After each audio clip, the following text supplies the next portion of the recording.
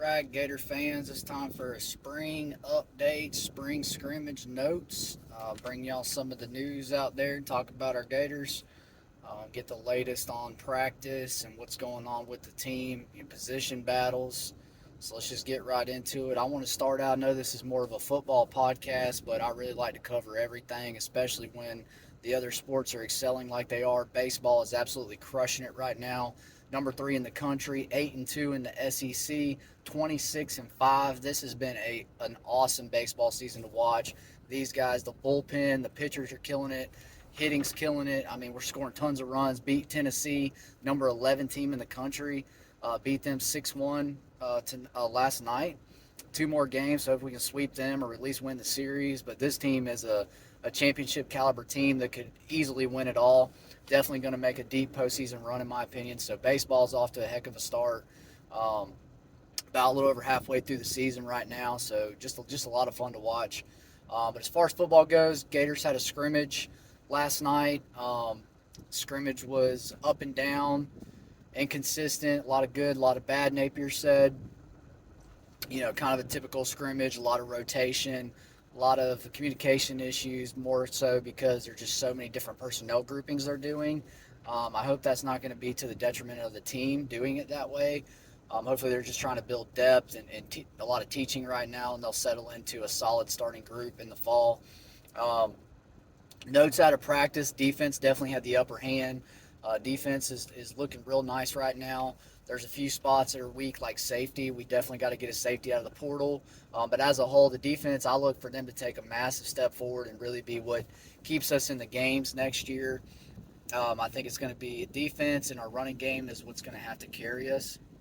So you got Jakeem Jackson, who's obviously going to be either a starter or a 50-50 rotational piece on the other side of Jason Marshall.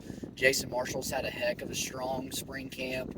I mean, he's a solid number one guy there at corner. But Jakeem Jackson, if his development continues at the trajectory it's on now, where he's just excelling over the rest, I mean, he's just clear and head and shoulders more talented than the rest. It looks like it's going to be the Jakeem Jackson show on the other side of Marshall.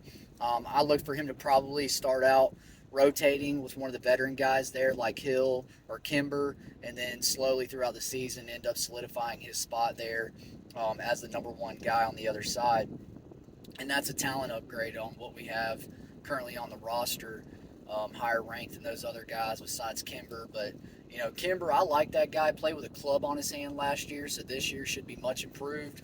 Should have had surgery and be recovered from that and really be ready to represent the Gators well, I think. Max Brown, I know a lot of people are hyping him up. I think more out of hope than anything. Had a really nice scrimmage. That was the notes on him. Moved the ball, moved the offense well. But again, he was with the third string, not even close to the other two guys. Still a ways off in his development from what I've read on him. Probably another year away. Likely won't see the field next year unless it's mop-up duty. So yeah, look for him to probably be a guy that junior senior year could potentially compete for that job, become the starter or number two guy on the roster. But with what's coming in, I don't think Max Brown ever sees the field. If he's comfortable being the number two guy later in his career, being a career backup or possibly a transfer, I could see him transferring later. But yeah, Max Brown did have a good scrimmage, so I want to put that out there because a lot of people are, kind of hopefully thinking that he could push ahead. And you never know, this kid might take off. I hope he does. Definitely has more talent and more of a running threat than the other two guys. Goodwin, I know a lot of guys, there was some debate on here last time about, offensive line, which is obviously going to be a strength this year. They're deep, a lot of depth, a lot of talent on that offensive line. Makuza, as of now, still with the Gators. He was injured. So Kanaje Harris is really taking over that guard spot. Can play left or right guard. Likely, if Makuza's not 100%, he may even push Makuza out. Kanaje Harris is a stud. They're saying right now he'd be the projected starter at guard versus Utah. But if Makuza's back, I think Makuza takes that starting guard spot back. The portal window does open up next month in May, and with the mental weakness or whatever it is that's got him irritated with Florida, I don't know. He could bounce, so I wouldn't be surprised or shocked at all if he puts his name in the portal again and bounces from Florida like he tried to the first time. Again, these kids just aren't as tough as they used to be. They want to transfer on the whim when things aren't going their way. But yeah, defensive line is super deep, looking really good. But George and Goodwin have been really rotating at that tackle spot 50-50. Looks like Goodwin's pulled away with it now, or at least pulled ahead slightly. So I think George might slide inside to guard and probably rotate with somebody like Kanaje or Makuza, Leonard. I do think he is a really good guard prospect and could definitely play that spot for us. But I definitely think he'll at least see the field next year. But Goodwin, that's a good sign. That's a 5-star guy. We want to see him beat out George and be our starting tackle. So I'm actually really happy to hear that because that means the kid's really developing. I heard his weight's really good. I think he's around 350 or less now. He's really, really changed his body. Florida's got a great nutrition staff. So these guys are healthy and getting in shape. Again, there's been a lot more verification now. Des Watson is definitely around the 450 mark. His weight just fluctuates like crazy. Hopefully, the kid can get it together and mature. I know there's been a lot of talk. Every time you hear interview, it's based on potential and if he can manage his weight and just be more disciplined from the coaches. That's what Spencer's basically said every time. It's just a matter of getting him to do what he's supposed to do for the better, the good of the team. So that's disappointing. It really is because he looks like a freaking bear out there, but just nimble, moving around like crazy, super fast feet. Just imagine if the guy could actually just stay around 375 or less, he would be just a superhuman out there. But I'm hoping, we'll pray for the kid. I hope he gets his mind right, gets healthy for the season, and can really help this team because, man, he could be just a super cog right there at nose tackle and let those other guys eat. But yeah, Goodwin at right guard's crushing it right now, doing really well. Offensive line's doing really well. There's been a few injuries there with Wades, Makuza. But other than that, everything's developing nicely right there. Andy Jean flashed really well in the scrimmage. Andy Jean is absolutely going to be a guy that sees the field as a true freshman. Whether he starts or not, I'm not sure. I think by fall he could be one of the starting receivers, but he's at least, very minimum, he's going to be in the rotation and get snaps and get on the field, maybe in a Douglas type role like last year, but I think a little bit more than that. This kid is special. Um, didn't quite flash as much as he has earlier in spring, but he did make a few nice plays. Apparently, Henderson was the best receiver of the scrimmage. Douglas had a really nice scrimmage at wide receiver, made a nice jump 50-50 ball in the back of the end zone for a touchdown over one of the defensive backs. So it looks like Douglas is going to be another guy that's in line for more snaps this year, which is good to hear. We've got to have some of these guys step up at receiver, especially with all the young guys. We need these veterans to play like it. Henderson, hearing that he was the better receiver is a little discouraging. He was terrible last year. He's super slow, really long, lanky steps off the line of scrimmage, just no explosion. He's a solid possession receiver. I think Jaquan Frazier's will end up transferring from Florida. He was already in the portal once. I don't see him coming back or being around for the fall.